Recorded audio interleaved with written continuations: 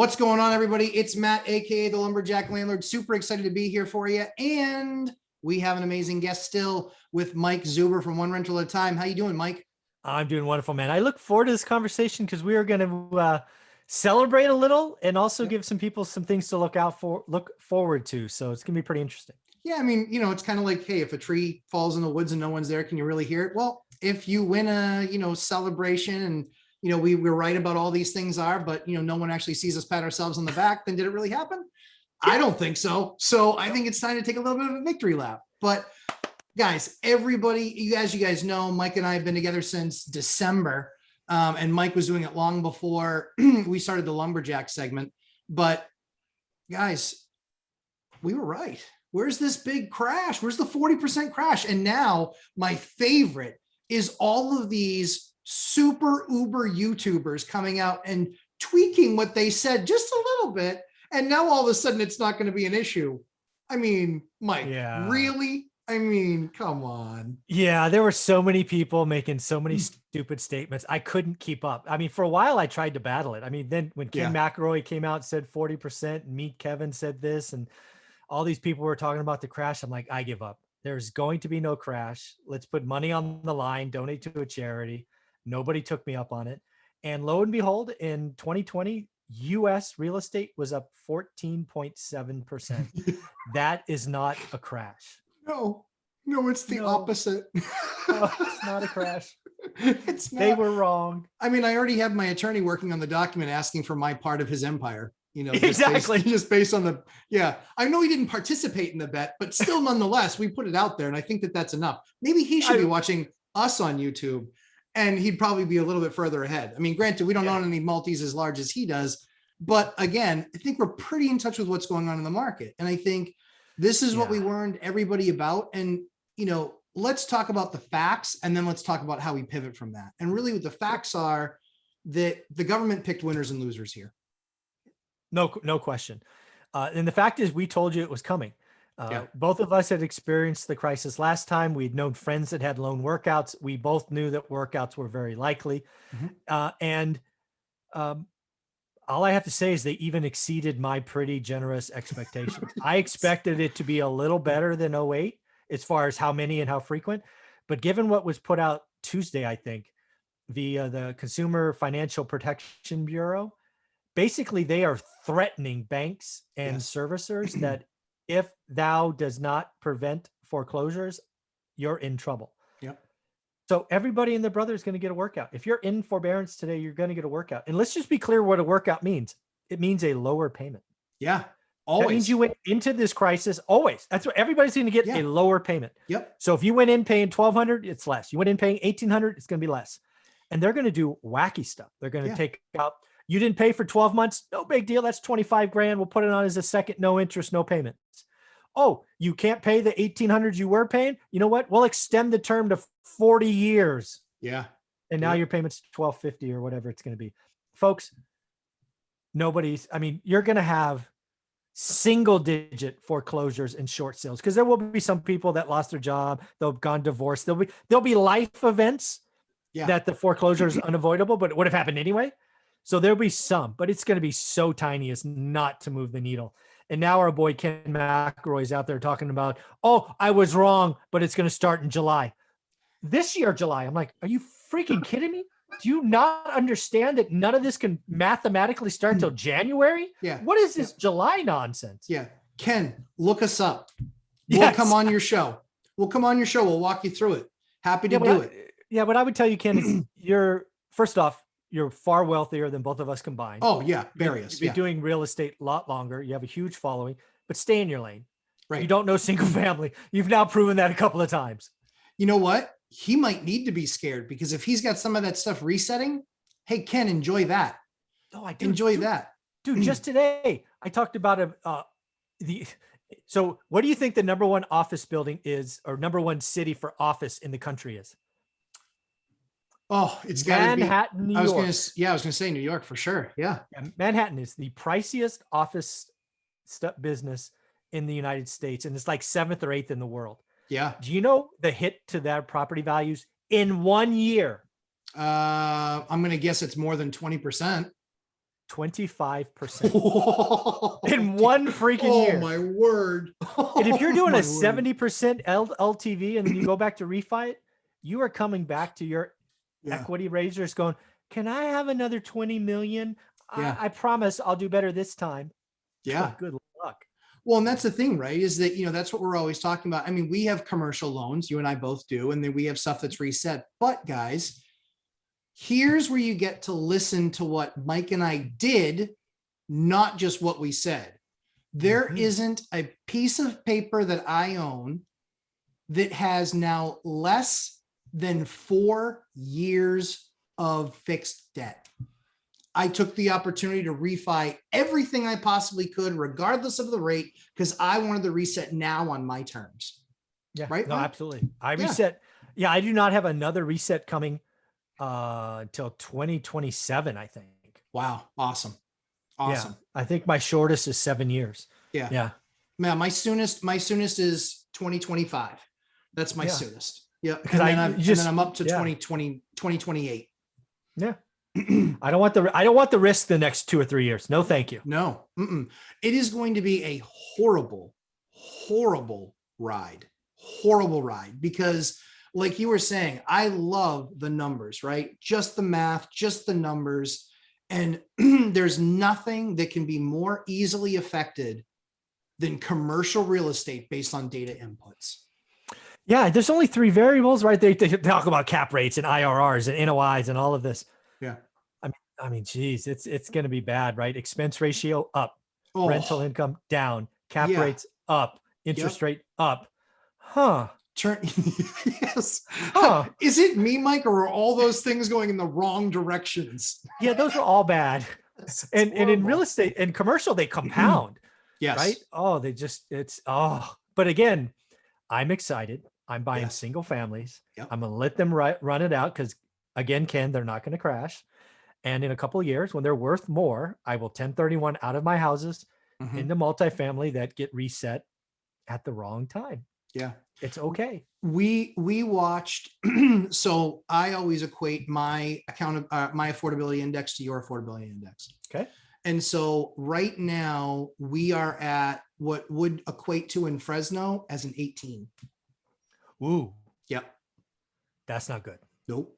I'm out of all my singles.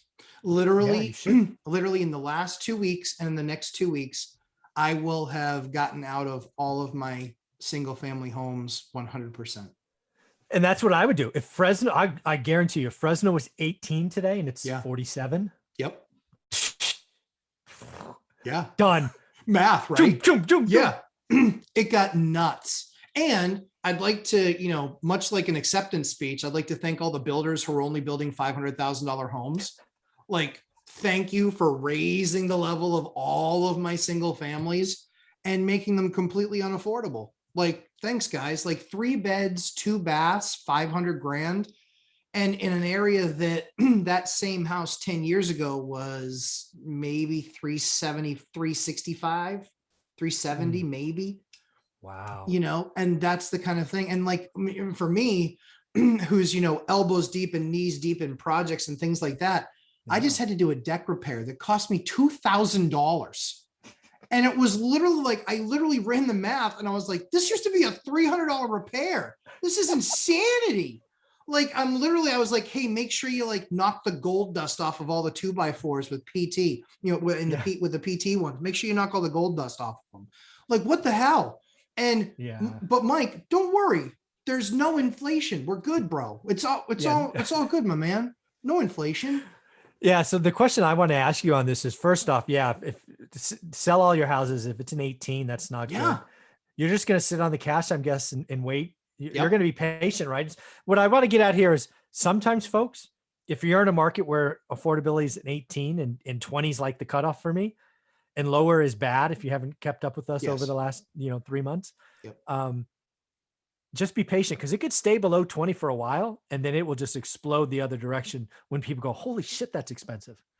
Yeah, like we used to see, I would say, of $1 million homes in our area, we used to see that $1 million homes coming to market was probably about 6% of our volume. $1 million homes coming to market was about 6%. Right now it's like 17. Oh, Wow. That's so many of those 750, 800K houses have now pushed over 1 million.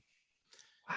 And so now I'm sitting there just saying, okay, but to yours and my point, right? Guys, inventory is coming. Here it comes. Here it comes. Spring season, vaccination. Here it comes. And now we're starting to see more inventory. When I used to see 2 updates a day based on the 6 different classes I cover, because I've been doing this so long, based on the 6 different classes of property I cover, I would get 2 or 3 new listings a day. Yesterday was 17. That's the People, largest. inventory is coming. I'm It's telling coming. you, keep doing the work. Yep, it's coming. And what's really interesting is now it's coming and now the rate sucks, right? And because people are so slow to they're so slow to move. Guys, this is what we're talking about with elasticity, right? Is that we're talking about the fact that, the percentage point or the lending rate, up 1%, up 1.25% over where it was at the lows, in the pandemic, prices aren't going to immediately drop that amount, even though your payment's that much more expensive because the market's catching up to the fever pace. What happens is all of a sudden you realize that you're walking on a walkway that doesn't exist anymore and you're 10 feet off the end of the pier. That's what ends up happening.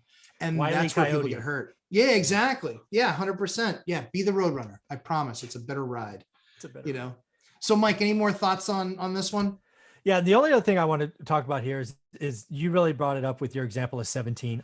People need to realize that I have a lot of students where 2020 was a rough year. It was hard to find stuff, right? No inventory. I just want to tell you, I strongly believe that inventory will be up at least 100%, if not 120% nationally in the next 4 or 5 months. Take your deep breath, keep doing the work, run your numbers. And you're going to be okay. Deals are coming. I'm excited. I know I've already seen, like, my searches are popping off. Yes. So it's coming.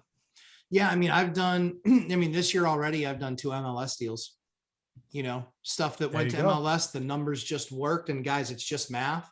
We got in, we did it. And, so I'm doing, Mike, something that I call the $1 million challenge, which is in 1 year, buying a property and rolling it however many times I need to, from buying that property that is no more than 250K, but buying that one property at 250K and being able to roll that into, by the end of the year, $1 million worth of property. This is going to be fun.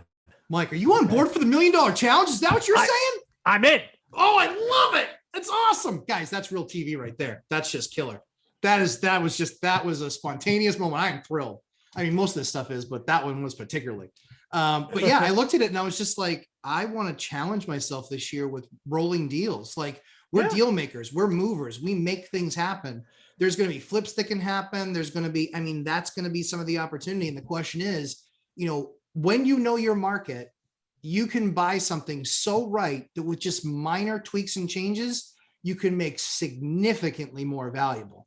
And I'm not saying that this has to turn you into a flipper, but when you've got portfolios like mine and Mike do, we look at it and we say, does this one make sense to hold? Does this one make sense based on what my return is right now to roll it and do another one that I can then create that value again and do it again and do it again? The question is how fast can you get to the $1 million? How many transactions are you going to need? I think I'm probably going to need 3 or 4 transactions. Yeah, I would. I will as well. Because especially where we play, whether it's single family or get a duplex or something like that. But I'm excited about the $1 million challenge. I was literally sitting there saying to my buddy of mine, I said, kind of the regular thing that I do on a regular basis is kind of so dialed in. Yeah. It's like, it's academic, right? And he's like, well, do something different. And I go, do something different. I was like, I guess I could do a job blindfolded, but I don't know the quality would be very good. Yeah, it's probably not a good idea. Yeah, you're a sales guy. Just put a number on it. Yeah. I'm in. Yeah. How'd you come up with this quota again? It was what? What was the formula again? Yeah. We're figuring 400% growth on your half-size territory.